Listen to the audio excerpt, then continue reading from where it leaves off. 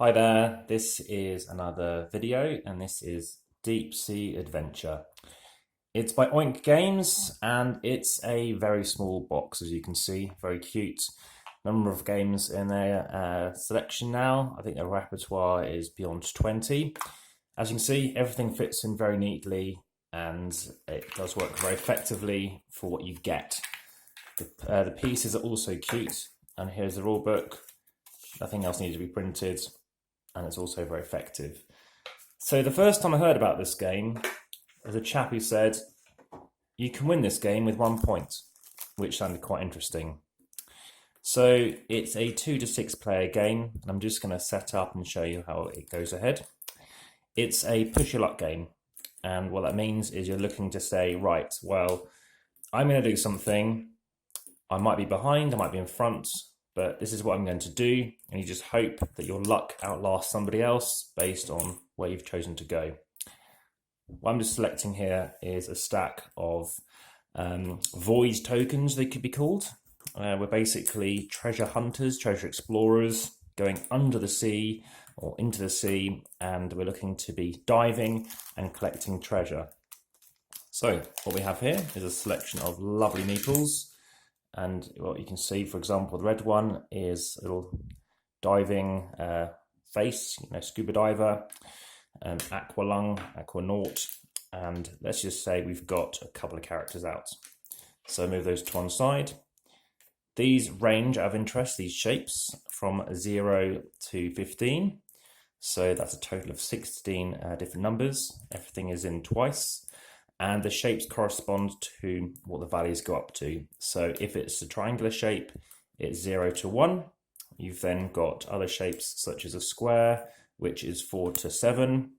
You've then also got these pentagons, and then they're obviously higher again until we reach the hexagon, which are 12 to 15. So what you do is you kind of randomize this all up. You always start going out from the sub first. The sub starts on 25. Let's leave it down the bottom of the grid, shall we say. And these make a lovely little snaking line. And it happens over 3 rounds. So if I just start checking some things out, let's not do everything, but just give you a gist. The next highest thing would be a pentagon, so assuming we haven't seen some of them. And then, so all those would continue and such. We then roll to see who starts. So, okay, 3, and let's say we have, let's say orange. They got 2, so let's just say red starts in a 2-player game. So red rolls, and they actually roll both, and they go a total of 5. So they go 1, 2, 3, 4, 5. They've got to go exactly that amount. They can then choose to stop and take that tile, and I'll show you what happens when that happens. At this moment in time, they know it's low value, so then it's yellow's turn. They roll 5 as well, which is very good to show as a demonstration. 1, 2, 3, 4, and they leapfrog, and they go 5. In this instance, orange thinks, do you know what, I am going to take this tile. So they secretly look at it, and it's value 3, which actually is the best of those ones that I mentioned. So they keep that to the side and it's hidden, and then they vacate that treasure. Now it's red's turn. Now red is aware that orange is here. Let's say orange as well has committed to going backwards. That's an important thing to state. Lots of people forget that. So they're saying they're going to go backwards. So a little arrow, this one is scuba diving mask is, to show which direction he's going in. But red is continuing on. He's rolled a 3.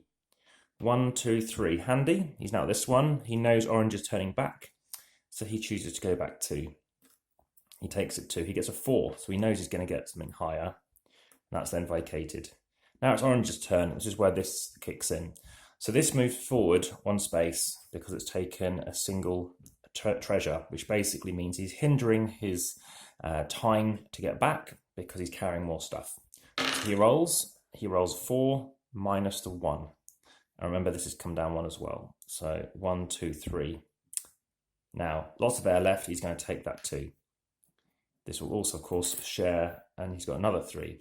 So he's reducing the oxygen for both characters. So now it's red's turn. Red rolls 6 minus the 1 here. That's 1 more thing, remember? And he goes 1, 2, 6 minus the 1. He goes, yes, I'll take that 2. He takes a 2. And then that goes there. Now it's red's turn, orange's turn, and he's just lose 2 now because he's used 2 breaths. So he's rolled 5 minus 2, which is 3. 1, 2, 3. That still is enough. Then he's home. He's the first back, okay? And that dictates who goes first in the next round. So now it's just red to go. So he still loses 1. He rolls again. He got 4. 1, 2, 3, 4. Minus the 1. He's confident he's going to get back in time. So he then takes this one. And so 1, this vacates. Now what happens is, if they happen to land on a space that's ever been vacated, they can drop off treasure. So it goes back and they can choose which one they drop, so nobody knows what it was. And that obviously can then speed up their movement and reduce oxygen. So now he's over here, and of course he's going again. I think he's got 3 off now. So you go, as you see, it really does start to snowball. So now he's home. So that's the end of round 1. It happens 3 times. In this instance, we compare the scores. So we know that red did quite well in the end. I think it was actually quite close. But that is an example of how the game progresses. Now, at the end of this round, these guys come off, and this all shrinks up. So all the better value stuff is much closer to get. Now, anybody who couldn't get back, based on air, they literally have to dump all their treasure and race back. When that happens, they choose and pick up a stack of 3 things, as they wish. As long as it's a 3, there's something already there, you obviously just make 2 or 1, and there you go at the very end. Now, if you happen to land directly there, you'll take everything. So it does encourage you maybe to go bust and then try and grab stuff later on. It comes down to when you wish to turn back, and when you turn back, you might be influencing and suggesting to others they should too. And it's a race to try and get back and make sure you watch out for the treasure.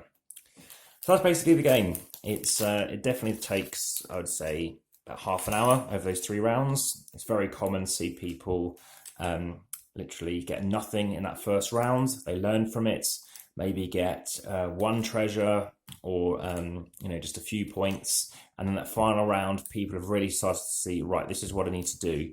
I need to go for right to the very end because I'm that far behind. Or perhaps consider, playing alternatively to everyone else's strategies. And that's the thing, there is strategy. As soon as somebody's in that big lead, they've got some good points. They know that they've got some good, say, dark blue counters, that they've probably got some good scores.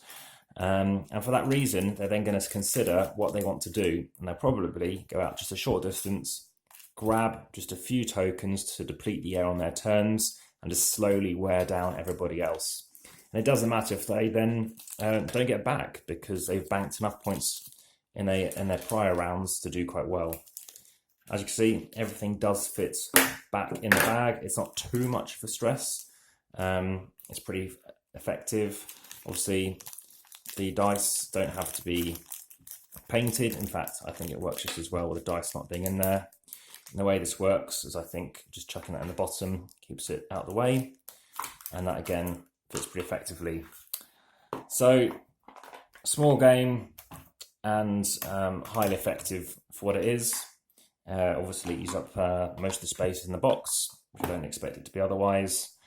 And obviously, it's not difficult to carry around from that perspective either. No lead in this one, 91 grams. And that should definitely be applicable and useful in your hand luggage. So, Deep Sea Adventure, I think the best in the Oink games I've played. And yeah, love the colour, love the artwork. And I think for what it is, for a push layout game, I think it's very effective and quite ingenious for the player counts. And the fact it has dice in it as well. So there we go. See what you think.